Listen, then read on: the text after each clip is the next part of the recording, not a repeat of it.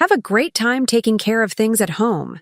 Those were my husband Nicholas's last words before he and my mother-in-law Audrey wheeled their matching luxury suitcases out our front door. I stood there, still wearing the carefully selected outfit I'd planned for our first day in Dubai, watching as they loaded their bags into the waiting taxi. I couldn't process what was happening. Just yesterday, we'd been going through our itinerary together. The Burj Khalifa visit, the desert safari, the gold souk shopping spree I'd meticulously planned over the past 6 months. The tickets were purchased, the hotels booked, and our schedules perfectly aligned. Or so I thought. "Don't worry about us, dear," Audrey had chirped, adjusting her designer sunglasses. "Nicholas and I will send you lots of pictures." The casual cruelty in her voice made my stomach turn. This wasn't a last-minute change of plans. This was calculated, deliberate. I remained frozen in our doorway as the taxi disappeared around the corner, taking with it my dreams of our first luxury family vacation. The vacation I'd saved for by working overtime at my consulting job for the past year. The vacation I'd planned down to the smallest detail, making sure to include activities that Audrey would enjoy, hoping to finally bridge the gap between us. What they didn't know was that I'd anticipated something like this might happen. Call it intuition. Call it pattern recognition after 15 years of marriage to Nicholas and his mother's constant interference. That's why I'd slipped an envelope into Nicholas's suitcase the night before while he was in the shower. The contents of that envelope would be waiting for them when they unpacked in their luxury hotel room, the same room I'd booked for all 3 of us. My hands trembled as I closed the front door and walked to our home office.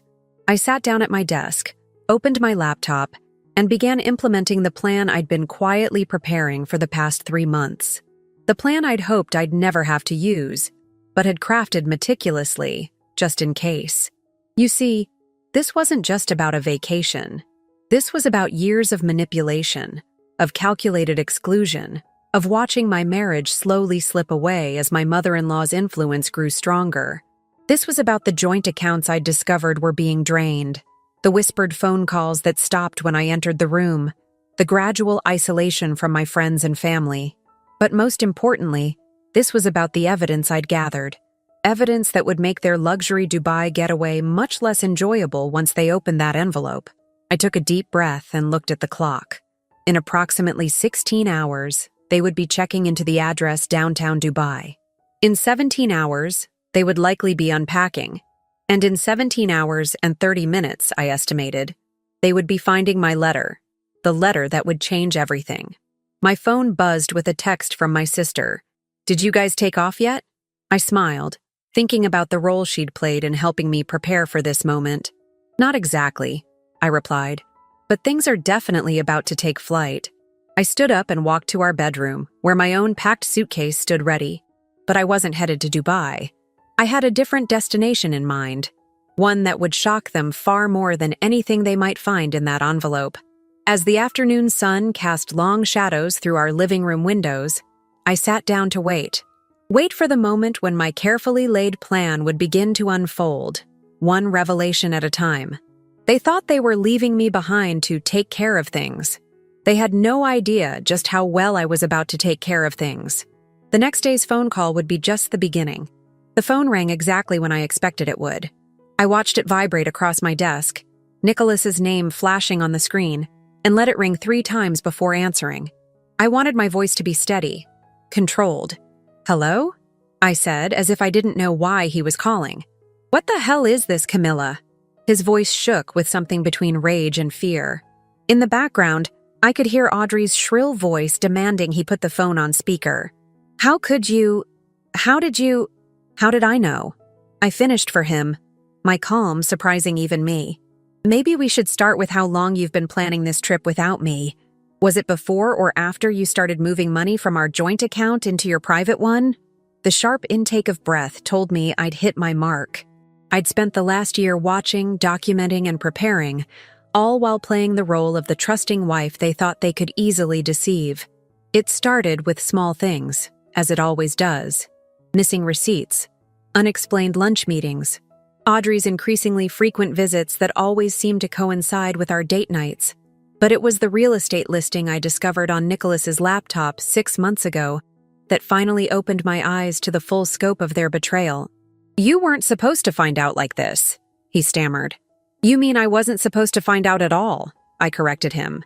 "I wasn't supposed to discover that you and your mother were planning to sell our house out from under me while I was supposedly in Dubai. That's why you needed me to stay behind, isn't it? To sign the papers when the real estate agent came." The silence on the other end was deafening. I could picture them in their luxury hotel room, the Dubai skyline glittering behind them, the envelope's contents spread out on the bed, copies of bank statements showing systematic withdrawals, emails between Nicholas and the real estate agent, and photos of him and Audrey meeting with lawyers I'd never heard of. But that wasn't what had them truly frightened.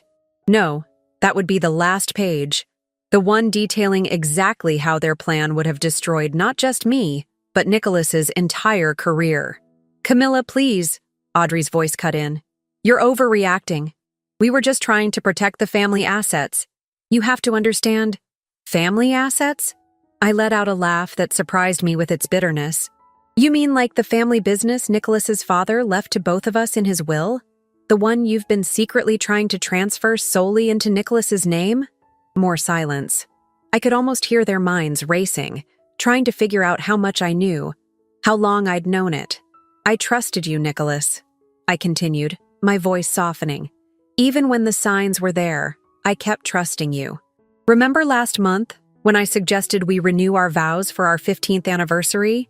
You said yes so quickly, didn't you? Were you already planning this then?" "It's not what you think," he tried, but his voice lacked conviction. "Really? Because I think it's exactly what I laid out in that letter. Every secret meeting, every hidden transaction, every lie you both told me while plotting to leave me with nothing." I paused, letting the weight of my words sink in. "But here's what I don't understand. Why Dubai? Why go through the charade of planning this vacation together?" "Because," Audrey cut in, her voice sharp with defensive anger, "we needed you to be the one who chose not to come.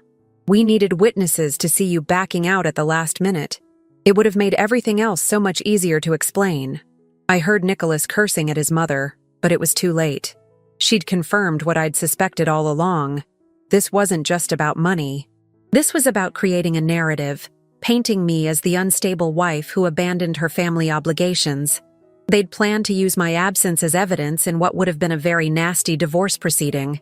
"Well," I said, allowing myself a small smile, "I suppose we should thank you for that confession, Audrey. My lawyer will certainly appreciate it, since I've been recording this call." The explosion of voices on the other end was almost comical. Nicholas swearing, Audrey screaming about privacy laws, both of them talking over each other in a panic. "By the way," I added, my voice cutting through their chaos, "you might want to check your return flight details. There have been some changes." I ended the call and leaned back in my chair, my heart racing despite my calm exterior. Phase 1 was complete. They'd opened the envelope, seen the evidence, and revealed more than they'd intended to in their panic. Now, it was time for Phase 2. I opened my laptop and clicked on a folder labeled Insurance. Inside were dozens of files, each one a carefully documented piece of evidence I'd gathered over the past year. Bank records, recorded conversations, surveillance photos, but most importantly, proof of what they'd been planning to do with Nicholas's father's company. The company that, according to his will, was meant to be jointly owned by Nicholas and me. My phone buzzed with a text from my sister. "Done! Everything's in place." I smiled, thinking about what would happen when Nicholas and Audrey tried to check their return flight details, only to find their tickets had been canceled. They'd have plenty of time to think about their actions while figuring out new travel arrangements. Arrangements that would be complicated by the fact that all their credit cards were about to be declined. But first, they had a meeting to attend. A meeting I'd arranged with some very interested parties in Dubai, who were eager to discuss certain irregular financial transactions that had recently come to light. The sun was setting outside my window, casting a golden glow across my desk. I picked up my own suitcase, the one I'd packed not for Dubai, but for what came next. It was time to set the rest of my plan in motion. They thought they were leaving me behind to watch over things at home. They were about to discover just how well I'd been watching all along. As I drove toward the airport, my hands steady on the wheel despite the turmoil in my chest.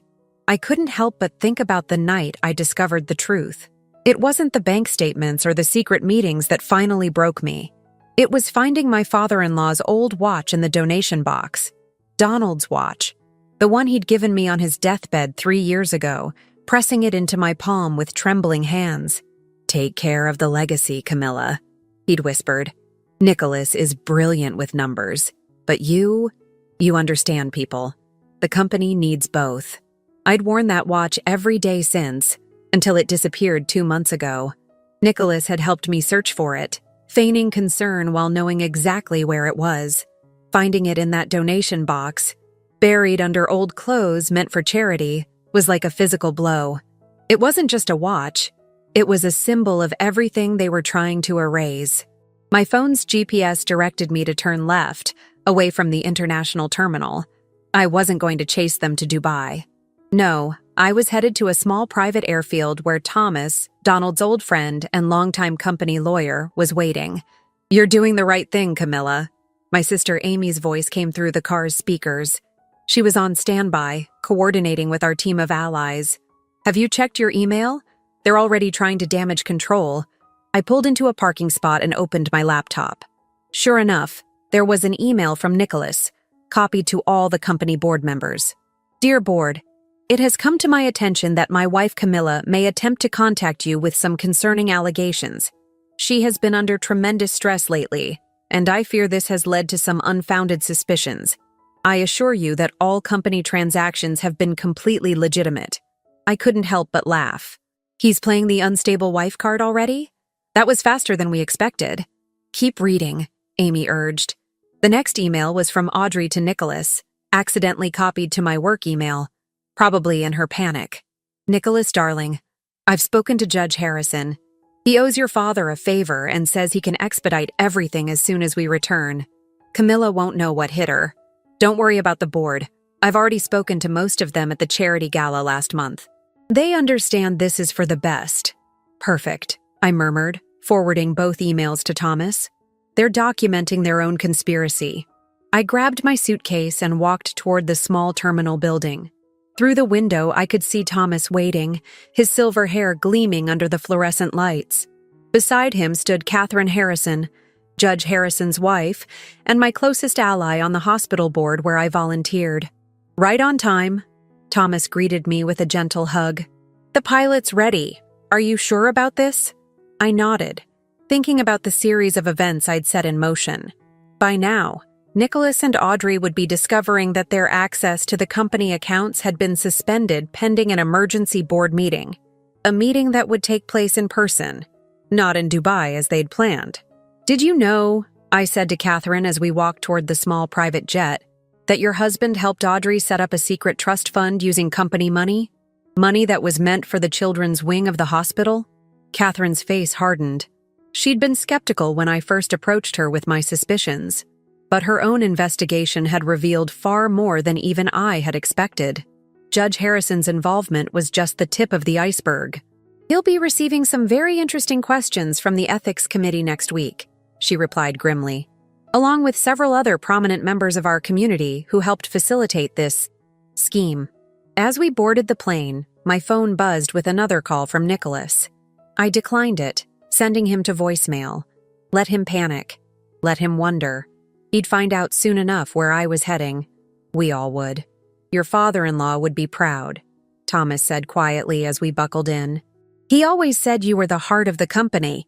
That's why he left you those controlling shares in his secret will." I froze. "His what?" Thomas smiled, reaching into his briefcase. "The will that Audrey and Nicholas never knew about.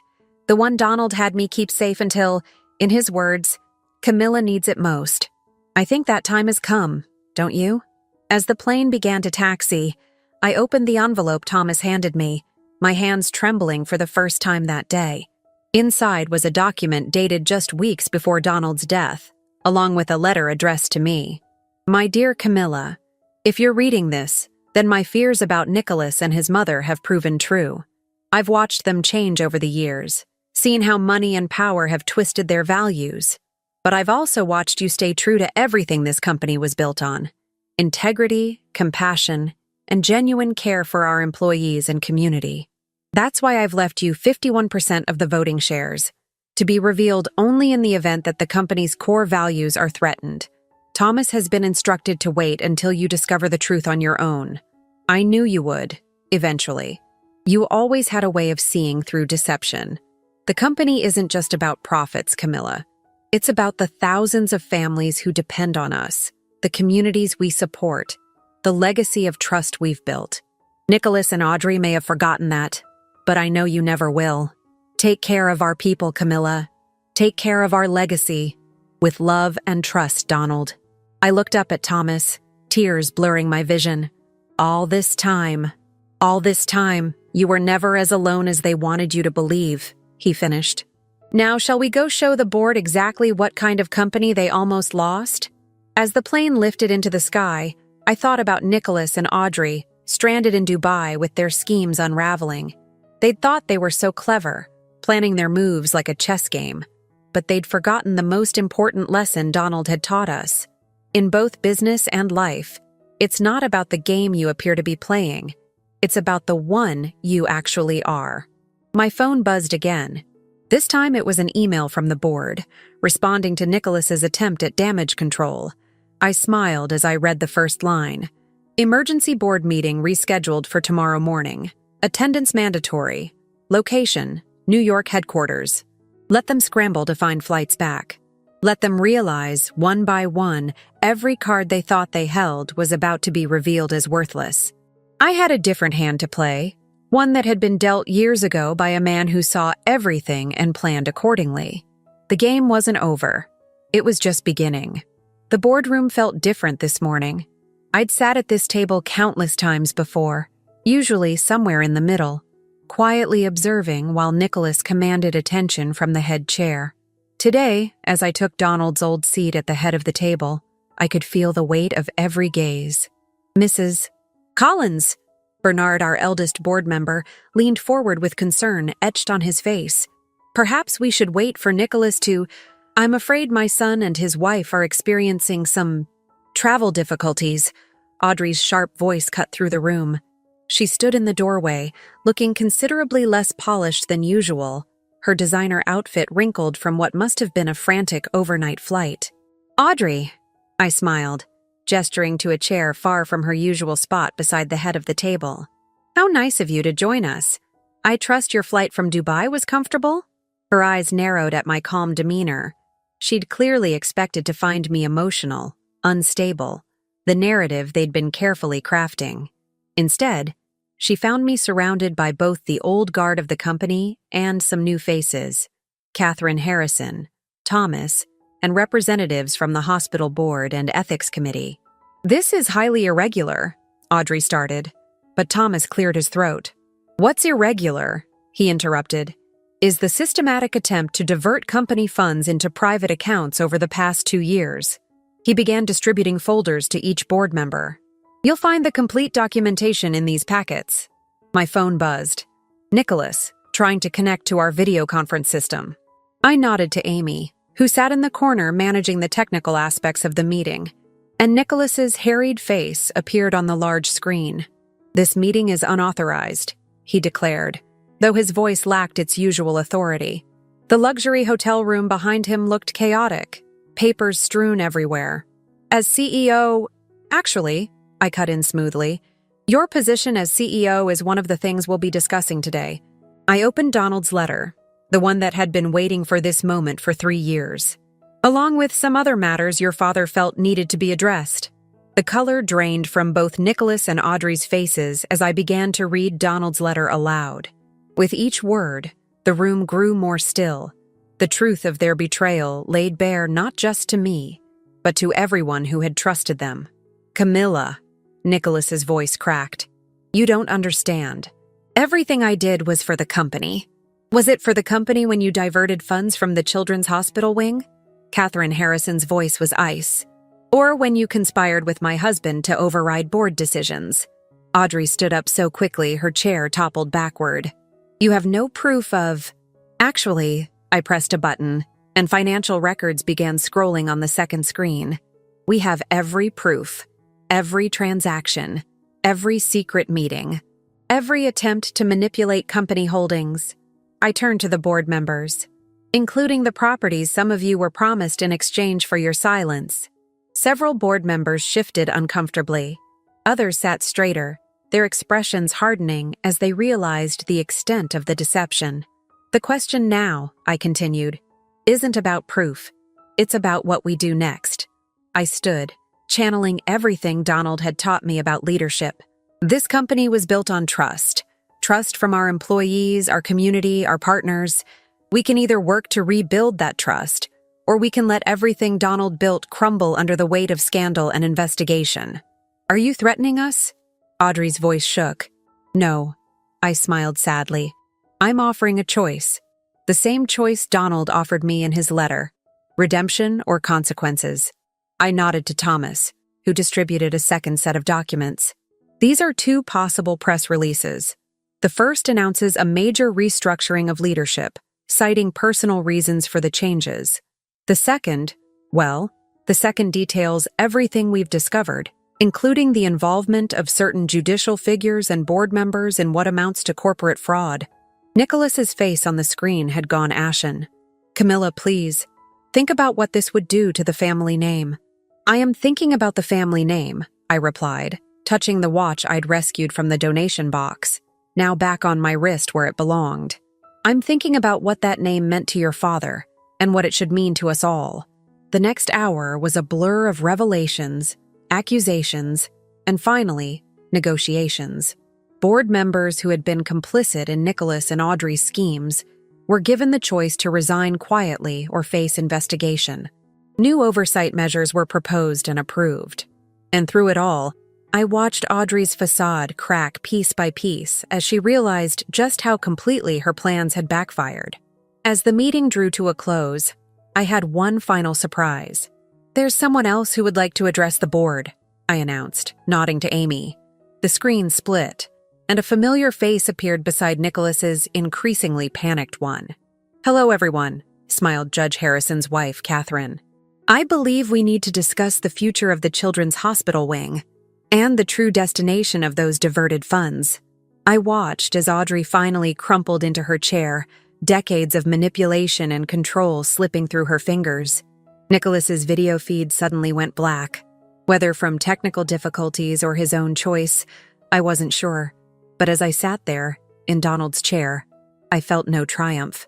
Only a deep sadness for what could have been, and a steely determination for what needed to come next. The company would survive. It would thrive. But first, we had to clean house. As board members filed out, some with heads bowed in shame, others with newfound respect in their eyes, Thomas lingered behind. Donald would be proud, he said softly, but this is just the beginning. Are you ready for what comes next? I touched the watch again, thinking of all the lessons Donald had taught me, about business, about trust, about the true meaning of family. Yes, I replied, looking at the family photos on the wall, the ones that would soon need updating. I'm ready. My phone buzzed with a text from Nicholas. We need to talk, please. I left it unanswered. There would be time for talks later. Right now, there was a company to rebuild, trust to restore, and a legacy to protect. And this time, I wouldn't be doing it alone. That evening, I sat alone in Donald's old office, my office now, watching the sun set over the city skyline. 15 years of memories played through my mind like a movie. My first day at the company as a junior analyst, Donald's patient mentoring, falling in love with Nicholas, the grand dreams we'd all shared for the future. My phone had been buzzing nonstop since the board meeting. Nicholas's messages had evolved from angry demands to desperate pleas, and finally to a single text that cut deeper than all the others. Dad would be ashamed of what you've done to this family. I picked up the framed photo on the desk. Donald's 60th birthday celebration, all of us smiling. Audrey's arm around my shoulder in what I now recognized as a possessive rather than affectionate gesture. With trembling hands, I placed it face down. A soft knock interrupted my thoughts. Come in, I called, quickly wiping my eyes. Lisa, Donald's former executive assistant and my longtime ally, entered with a steaming cup of tea, just like he used to have. she said softly, placing it on the desk. 2 sugars, splash of milk. Thank you, Lisa. I wrapped my hands around the warm cup. How's the team doing? Processing, she replied, settling into a chair. The news about the diverted hospital funds hit hard. Many of them have children who've been treated there. She hesitated.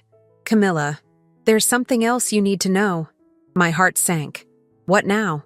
Audrey's been down in HR, telling anyone who'll listen that you're having a mental breakdown. She's trying to paint this whole thing as some sort of paranoid episode. I laughed, but there was no humor in it. Of course she is. What else? Nicholas has been calling board members individually, claiming you manipulated his father's declining mental state to secure that second will. The tea suddenly tasted bitter. Even now, they were trying to twist the narrative, to paint me as the villain in their story. But they'd forgotten one crucial detail. Lisa, I said, standing up, could you ask Thomas to join us and get me the security footage from Donald's last hospital stay? An hour later, Thomas arrived, carrying a hard drive. Are you sure about this? He asked as he connected it to the office TV. Watching this won't be easy. Nothing about this is easy, I replied. But we need to be prepared for what they might do next. The footage showed Donald's hospital room 3 days before he died. I was there, reading him the company's quarterly reports.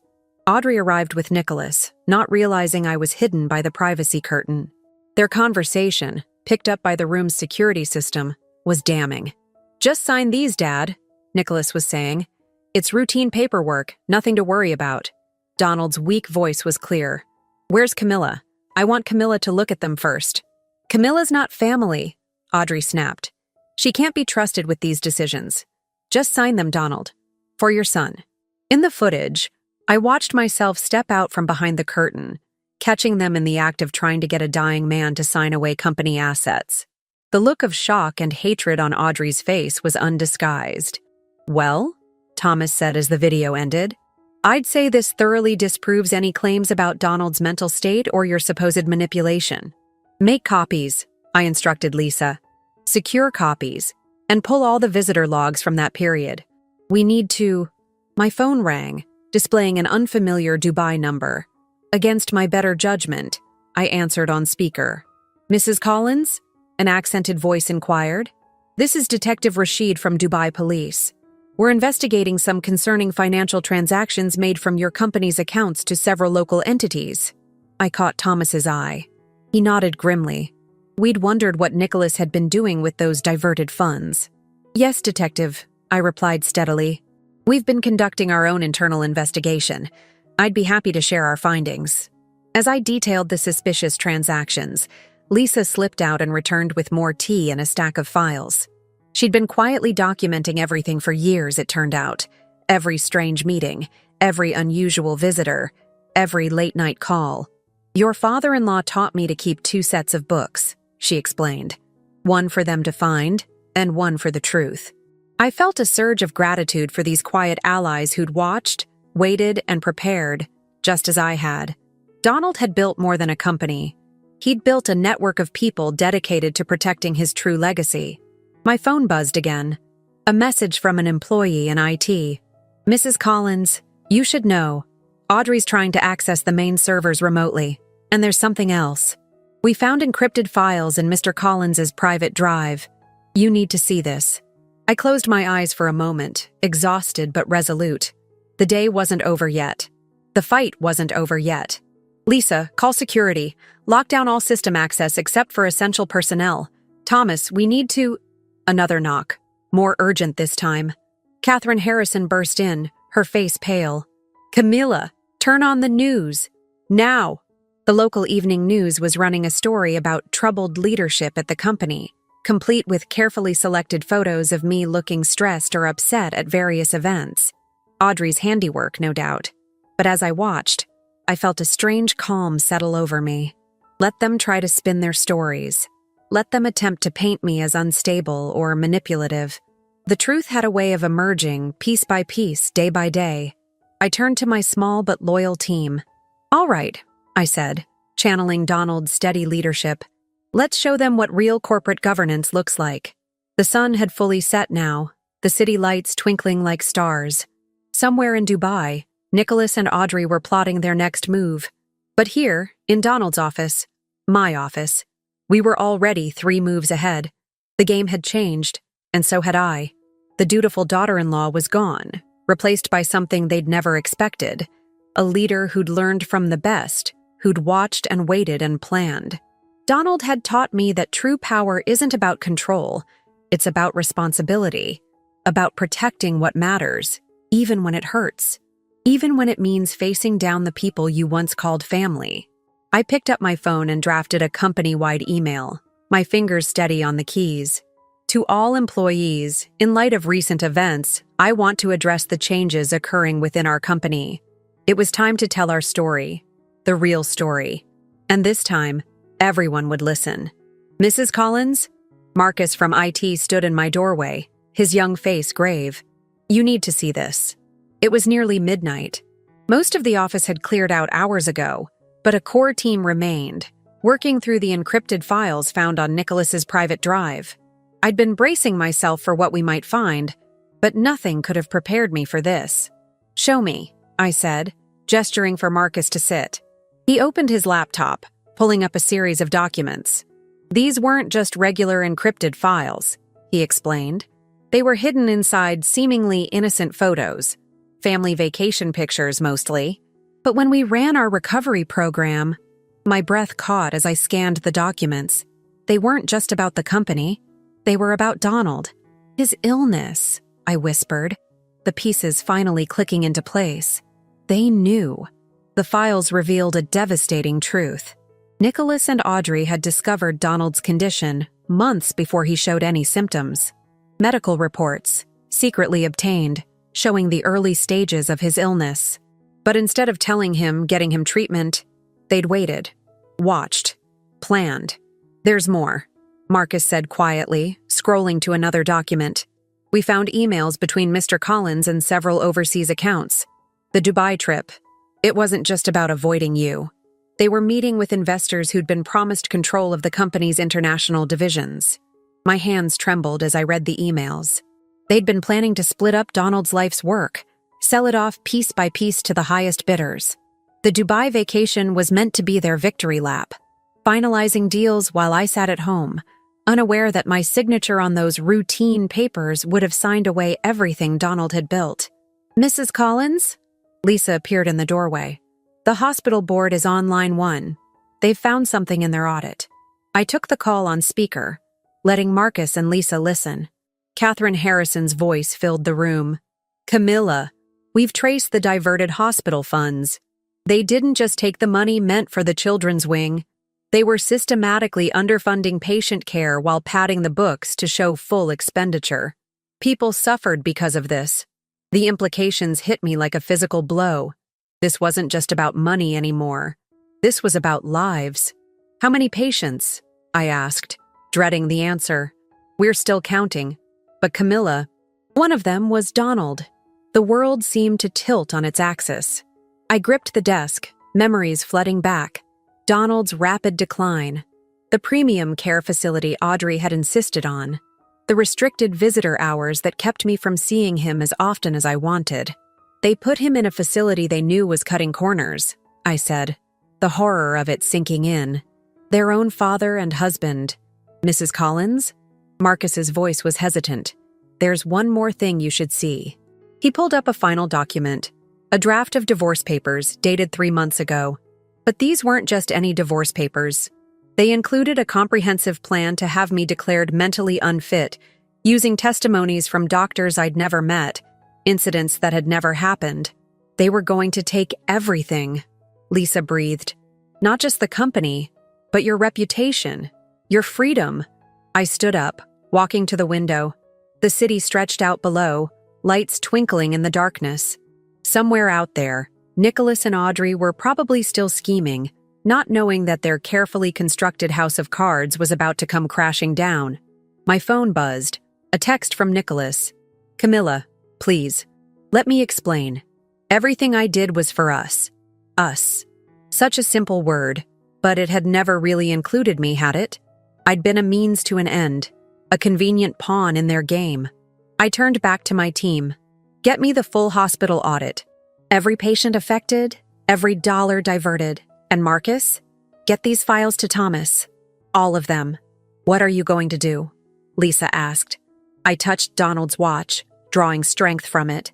I'm going to do what Donald would have done. We're going to make this right. I sat down at my computer and began to type. To the board of directors, by now you've seen the evidence of financial misconduct within our company. What you don't know is the human cost of these actions. As I wrote, I thought about all the patients who had suffered, about Donald's final months, about the employees who had trusted us with their livelihoods. I thought about the easy path, letting Nicholas and Audrey spin their stories, accepting a quiet resolution to avoid scandal. But Donald hadn't built this company by taking the easy path. Mrs. Collins? Lisa's voice was soft. The press is starting to ask questions about Nicholas's absence. And Audrey's been seen entering Judge Harrison's office.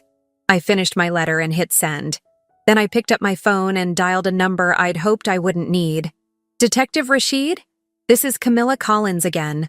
I have some additional information about those transactions, and about several other matters I think you'll find interesting. The night stretched ahead, full of difficult calls and harder decisions. But for the first time since this all began, I felt truly certain of my path. They had tried to bury me in their schemes and lies. Instead, they'd planted the seeds of their own downfall, and I was done playing their game. The morning sun was just beginning to paint the sky when my office door opened again. This time, it was Savannah, Nicholas's secretary of 20 years, who stepped inside. Her eyes were red-rimmed, her usually impeccable appearance slightly disheveled. I need to tell you something, she said, closing the door behind her. About the day Mr. Donald died. I gestured to the chair across from me, my heart racing. Savannah had always been Audrey's ally, or so I'd thought. She'd been present for countless closed-door meetings, had handled Nicholas's most sensitive correspondence. I should have come forward sooner, she began, her hands twisting in her lap. But Audrey, she made certain threats about my grandson's medical care, about my pension. Take your time, I said softly, pushing a box of tissues toward her. Savannah took a deep breath.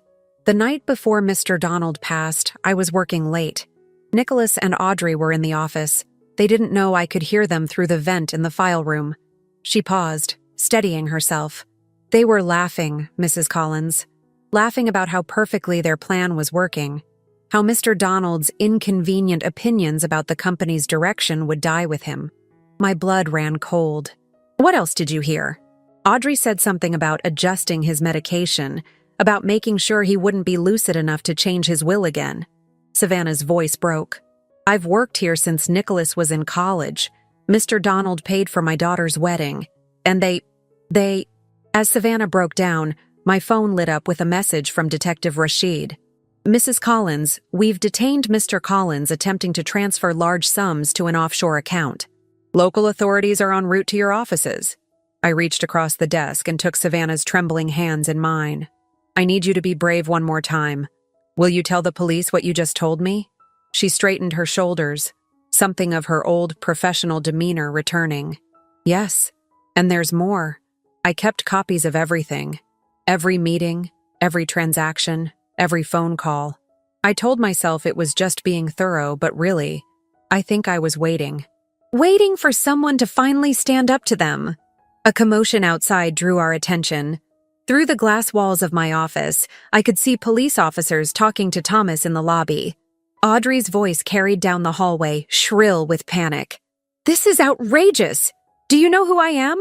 I demand to speak to... The words cut off abruptly as she caught sight of me through the glass, Savannah by my side. The color drained from her face as she recognized the folder in Savannah's hands, her own personal records, documenting years of manipulation and deceit. Mrs. Audrey Collins? One of the officers stepped forward. We have some questions about certain financial transactions, as well as the care of your late husband, Donald Collins. I watched as they led her away, her designer heels clicking on the marble floor one last time. The woman who had orchestrated so much pain, who had seen herself as untouchable, finally facing the consequences of her actions. My phone buzzed again. Nicholas, one last time. They're arresting me in Dubai. Camilla, please, think about what this will do to the family name. I thought about Donald, about all the patients who had suffered, about Savannah's grandson and countless others whose lives had been affected by their greed. Then I typed back a simple response. I am thinking about the family name. I'm thinking about restoring it to what it meant when your father was alive. The next few hours passed in a blur of police statements, press releases, and emergency meetings. But one moment stood out clearly. When Catherine Harrison arrived with the first results of the hospital audit. We've identified the affected patients, she announced to the assembled board. And thanks to Savannah's records, we can prove the deliberate nature of the care reductions. I stood at the head of the table, Donald's watch on my wrist, and made the announcement that would define my leadership. The company will establish a fund to cover all additional care needed by these patients. Every penny diverted from patient care will be repaid tenfold, and we'll be creating a new oversight committee, led by Savannah, to ensure nothing like this ever happens again. The room erupted in discussion, but I wasn't finished. Additionally, we'll be converting Donald's old summer house into a recovery center for patients who need extended care. It's what he would have wanted. As the day wore on, more stories emerged. More witnesses came forward. The full scope of Nicholas and Audrey's betrayal became clear not just to me, but to everyone who had trusted them. That evening, as I prepared to finally head home, I found Savannah still at her desk. You know, she said, looking up from her computer, Mr. Donald told me something once, just before he got sick. He said, the true measure of a leader isn't in the power they wield, but in the trust they keep. I didn't understand then what he meant. I smiled, thinking of all the trust that had been broken, and the new bonds of trust being forged in its place. And now I see he was preparing us all along. He knew someone would need to stand up for what's right. He was just waiting to see who it would be. As I walked to my car, my phone buzzed with a final message from Detective Rashid. Mrs. Collins, we found something in Mr. Collins's Dubai hotel room, something about a second set of properties. I smiled, thinking of Donald's words in his letter. Take care of our legacy, Camilla. The truth was still unfolding, layer by layer. But this time, it was unfolding in the light. The contents of Nicholas's Dubai hotel safe told a story I never expected to uncover. Among the documents Detective Rashid's team found was a weathered envelope marked Dad's Properties, Personal. Inside were deeds to 12 residential buildings I'd never known about. Properties Donald had purchased quietly over the years. Mrs. Collins? Thomas's voice was gentle as he laid out the documents on my desk. There's something you need to see about these properties. Each building, it turned out, had been converted into affordable housing for company employees and their families. Donald had kept the rents deliberately low, covering the difference himself. But after his death, Nicholas and Audrey had gradually been raising the rents, pocketing the difference while planning to eventually sell the buildings to luxury developers. How many families? I asked, my throat tight. Over 200, Thomas replied. Many of them have worked for the company for generations. They don't know Donald was their real landlord. He used a separate management company to handle everything. I thought of all the employees I passed in the hallways every day, never knowing how close some of them had come to losing their homes. Never knowing how Donald had quietly protected them, or how Nicholas and Audrey had nearly destroyed that protection. My phone buzzed with a message from Catherine. Camilla, you need to see this. The hospital records show something strange about the night Donald died. Within an hour, Catherine was in my office with Savannah, spreading out another set of documents. The story they told was heartbreaking.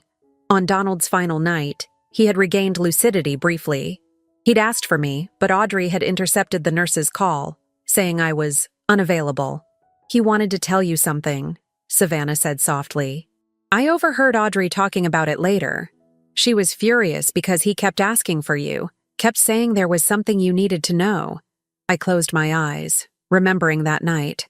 I'd been at home, waiting for Nicholas to call with updates. He'd told me Donald was sleeping peacefully, that I should rest. There's more, Catherine added. We found discrepancies in his medication logs. Times when he was overly sedated before important meetings or legal appointments. The pieces were still falling into place, each revelation more painful than the last. But something else was emerging too, a pattern of how Donald had prepared for this very possibility. The secret will, the hidden properties, the quiet ways he'd protected those who depended on the company. "Mrs. Collins?" Lisa appeared in the doorway. "The employees are gathering in the main conference room. They've heard about the properties." I found over 100 people waiting, their faces a mix of anxiety and hope. Many of them, I realized, must live in those buildings, must have been dreading the rent increases that had already begun. Standing at the podium, I thought carefully about what Donald would do. Then I spoke from the heart. My father-in-law believed that a company is more than its profits. It's a community, a family. I paused, looking at the faces before me. The residential properties will remain affordable housing. In fact, we're rolling back the recent rent increases and establishing a foundation to ensure these homes remain accessible to our employees forever. The room erupted in applause and tears. As I stepped down, people came forward with their own stories, of how Donald had helped them quietly over the years, of small kindnesses they'd never told anyone about. That evening, as I finally headed home, I found Savannah waiting by my car. "There's one more thing," she said, holding out a small key. "Donald's private safe in the old filing room. He told me if anything ever happened to him, I should make sure you found this key." The safe contained a single envelope with my name on it. Inside was a letter, dated just days before his death. "My dearest Camilla, if you're reading this, then the worst has happened. I've watched Nicholas and Audrey change over the years, seen how greed has poisoned their hearts. I've tried to protect what matters, not just the company's assets, but its soul. You were never just my daughter-in-law. You were the daughter I always wanted, the leader this company needs. I'm sorry for the burden I'm placing on you, but I know you'll understand why it had to be this way. In my desk drawer, you'll find one last deed to the lake house where we used to hold the company picnics. I've left it to you personally, not to the company. Remember that weekend we spent there, just talking about the future? About your dreams for making the company more than just a business? It's your turn now, Camilla. The company is in your hands, but more importantly, its heart is in your care. I know you'll protect both. All my love, Donald." Tears blurred my vision as I read his words. I remembered that weekend at the lake house, how Donald had listened to my ideas about employee support programs, about community involvement, about making the company a force for good. My phone buzzed one last time, a message from Dubai police. "Mrs. Collins? The questioning is complete. Your husband has made a full confession." I touched Donald's watch, thinking about cycles of betrayal and redemption, about the difference between justice and revenge. Then, I opened my laptop and began to write. "Dear Nicholas, I've learned a lot this week about family, about legacy, and about the kind of leader I want to be. Your father taught me that true strength lies not in what we take, but in what we protect." The city lights twinkled outside my window as I wrote, each word a step toward healing, not just for me, but for everyone touched by this story. Donald had trusted me with more than just a company. He'd trusted me with his vision of what a business could be, what a family should be. Tomorrow we would begin the work of making that vision real. But tonight, I had one more stop to make. I drove to the lake house, Donald's final gift. Standing on the dock where we'd talked about the future, I finally let myself cry. For the father-in-law I'd lost, for the husband I'd never truly had, and for the woman I was becoming in the aftermath of betrayal. The water lapped gently at the shore, its rhythm constant and soothing. Like Donald had always said, the truth, like water, finds its own level. We just have to be patient enough to let it flow. I was done being patient. Now it was time to let the truth flow freely and to build something beautiful from what remained. 1 year later, I stood in front of the newly opened Donald Collins Memorial Care Center, watching as families entered for the first time. The former summer house had been transformed into a state-of-the-art rehabilitation facility, specifically dedicated to helping patients who had been affected by the previous care reductions. "Mrs. Collins?" A small girl tugged at my sleeve. "My grandma says you're the one who helped make her better." I knelt down to her level. recognizing her grandmother as one of the patients who had suffered under the previous administration's cuts. "Your grandma helped herself get better," I smiled. "We just made sure she had the right tools to do it." The past year had been a journey of transformation, not just for me, but for everyone touched by the events that began with that Dubai trip. The truth, once it started flowing, had revealed even more than we'd initially discovered. Nicholas had ultimately been sentenced to 5 years for financial fraud and conspiracy. Audrey faced similar charges, along with additional ones related to Donald's care. The last time I saw her was at the sentencing, her designer outfit replaced by prison garb, her imperious manner finally broken. But this story wasn't about their downfall. It was about what rose from the ashes of their betrayal. The company had been restructured with transparency at its core. Savannah now headed our new ethics and oversight division, her years of secret record-keeping transformed into a force for positive change. The affordable housing properties had been placed in a protected trust, ensuring they would serve employee families for generations to come. My phone buzzed. A message from Thomas. "The Dubai properties have been officially transferred. The Women's Shelter Project can begin." I smiled, thinking of how fitting it was that the luxury apartments Nicholas had secretly purchased in Dubai would now become a sanctuary for women escaping situations like the one I had faced. Sometimes justice had a poetry all its own. Later that evening, I sat in Donald's old office, my office, reading letters from employees and community members.